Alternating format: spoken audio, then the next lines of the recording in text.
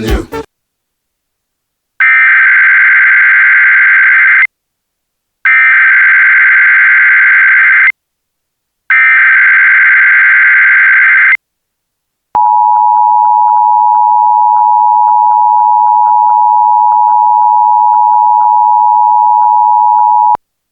Michigan State Police has issued an Amber Alert for a Kamahani King, a 3-year-old black female, 3 foot tall, approximately 40 pounds, with black hair, wearing a black coat and black boots.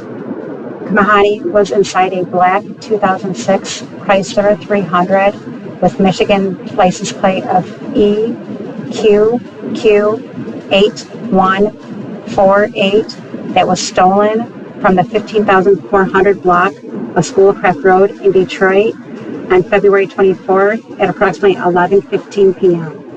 The suspect is a 45 to 50-year-old black male with a gray mustache and gray beard, approximately 5'5" to 6 foot tall, wearing an army-colored jacket, gray sweatpants, and a gray hooded sweatshirt.